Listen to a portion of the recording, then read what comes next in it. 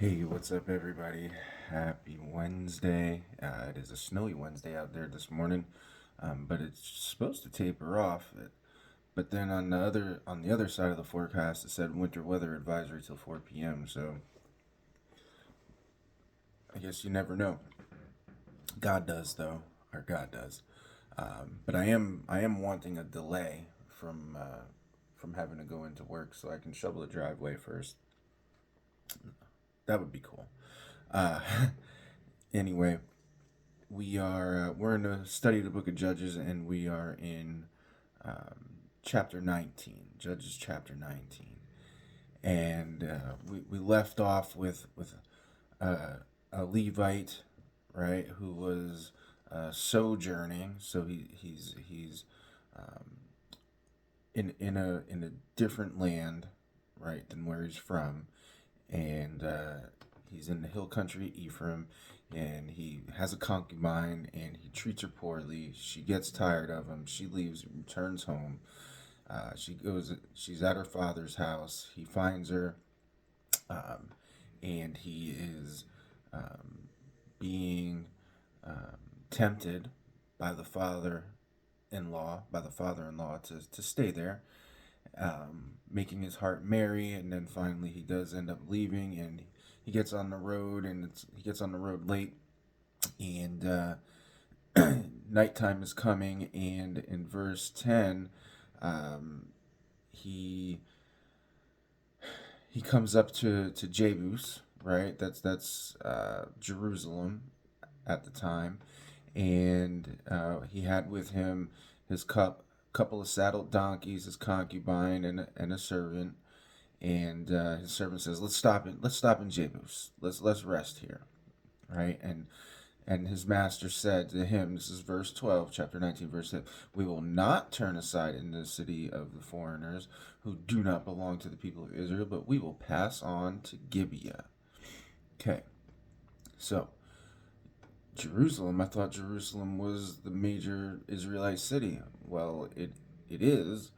However, at this time, if you recall Judges chapter 1, verses 8 and 21, so the men of Judah in verse 8, um, they they fought against Jerusalem, captured it, and struck it with the edge of the sword, and set the city on fire. But then look at verse 21. It says, "But the sons of Benjamin did not drive out the Jebusites who lived in Jerusalem." Okay, so the sons of Benjamin did not drive out the Jebusites. So, the master, the Levite, doesn't want to stay there. So then he decides he wants to go to Gibeah, and look where Gibeah is in all this. So it says in verse 14, "So they passed and went their way, and the sun went down on them near Gibeah, which belongs to who? Benjamin." So he belongs to Benjamin, who did not drive out the Jebusites. So he wants to go stay there. And this is where it gets really good. Um, so he's out in the town square, and he's gonna camp out there, right? He's gonna camp out there, and behold, verse 16, an old man was coming from his work in the field that evening. The man was from the hill country of Ephraim. So notice this from the hill country of Ephraim. This man, he comes and he shows them hospitality. Okay, and he invites them in. Is what he does. He invites them in. All right, and so then it says, he was sojourning in Gibeah. The men of the place were Benjaminites. So we have this whole, the we've been looking at the heart of Benjamin since I guess really chapter 17, right? And we see that they're um, driven by the world, right? They're driven by the world. Okay, and we've got the heart of the sojourner. Okay, and how he impacted his concubine by how he treated her harshly. All right. Um, and the concubine was unfaithful to him, and she went away from him. That's 19:1 and 2. And then we see how his heart for for the people not of Israel, right, the Jebusites, um, impacted him to cause him to go stay in Gibeah, who is of Benjamin, right? And we just talked about Benjamin's heart. And so the old man's talking to him, and he says, uh, we're passing from Bethlehem in Judah to the remote parts of the hill country of Ephraim." Okay, and so um, the old man says, "Come stay with me at my house. We have straw for your donkeys and bread and wine um, for you and your female servant." All right, and the old man said, "Peace be to you. I will care for I will care for all your wants. Only do not spend the night in the square. Only do not spend the night in the square." So this really has um, a, kind of the same setup as um, what happened in Sodom and Gomorrah, right? It has the kind of the same setup where Lot invites in the angels and tells them, "Don't sleep in the square, come into my house," because of the people in the town, people of the city. All right. Now, so he does that, and he brings them in, and he gives them food and water and um, straw for the donkeys. He ate and drank. Okay. And as they were making their hearts merry, behold, the men of the city, worthless fellows. Now, worthless fellows translates to sons of Belial. All right. Now, sons of Belial, that that term is used in Scripture in 1 Samuel 10:27. Let's go there. 1 Samuel 10:27. I'm gonna pause it while we flip over. So, worthless fellows, sons of Belial. 1 Samuel chapter 10, and let's go to 25 through 27.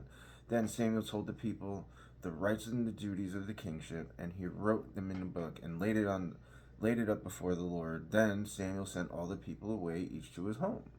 Verse 26, Saul also went to his home at Gibeah, and look at Gibeah, and with him went men of valor whose hearts God had touched. Men of valor.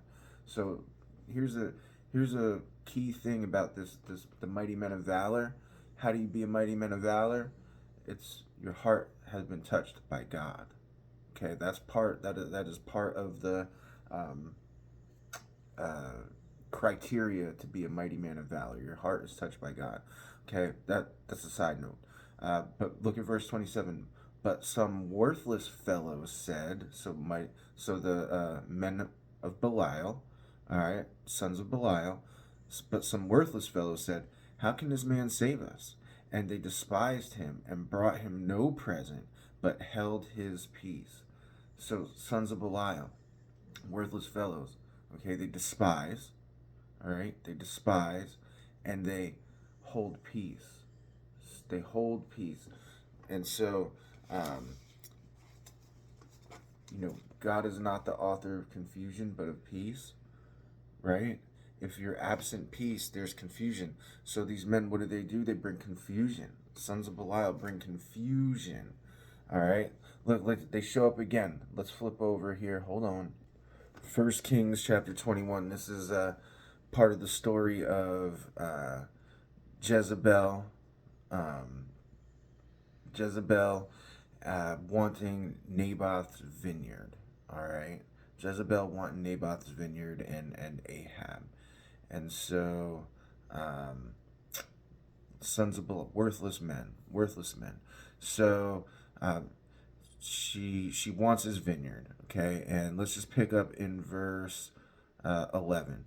And the men of the city, the elders and the leaders who lived in his city, did as Jezebel had sent word to them, as it was written in the letters that she had sent to them. They proclaimed a fast and set Naboth at the head of the people, okay, and to worthless men came and sat opposite him, and the worthless men brought a charge against Naboth in the presence of the people, saying, Naboth cursed God and the king. So they took him outside the city and stoned him to death. So she used worthless fellows, all right, sons of Belial. Okay, they set up confusion. All right, they took away the peace of the um, of the dinner of the fast, um, and they it caused unrule. Right, it caused unruliness, and they set up lies. Right, so these worthless fellow sons of Belial, they set up lies. They caused confusion. Right, and I said at the dinner it was a fast, and they set him as head of the people. Sorry. Um, but they set up lies. Okay, they cause confusion. They disrupt peace. Sons of Belial, they're peace disruptors. Okay, and so these worthless fellows, they surrounded the house, beating on the door. We're back in Judges, chapter 19, verse 22, beating at the door, and said to the old man, the master of the house, bring out the man who came into your house, that we may know him. All right, so they want to sodomize him. All right, Genesis 19:4-9. Okay, the men there, they bang on the door, tell the master of the house to bring out the men who the foreigners or the visitors, and they want to sodomize him. Okay, so there there's the heart of the Benjaminites. Okay, they're so worldly, right, and so depraved. They're willing to um, basically take somebody who's not from there, and they want to gang rape them is what they want to do. Okay, um, and it's just such a terrible uh, heart behind that mob mentality, right? And we've seen it for several chapters now, and it all goes back to the heart, right? It goes back to the heart. Um, and the story gets worse. We'll keep going. It does. We're almost done with Judges, uh, and more and more is revealed as we go about the hearts of the people and the hearts of the individuals, and the confusion, and the absence of peace, how it permeates through the group, right? The group, not just the Levites and the two Levites that we have as the example, right? Not just those, not just the tribe of Benjamin, right? Not just the tribe of Benjamin and the tribe of Dan, not just them, but we also have the heart of Israel as a whole. We're going to see that as well.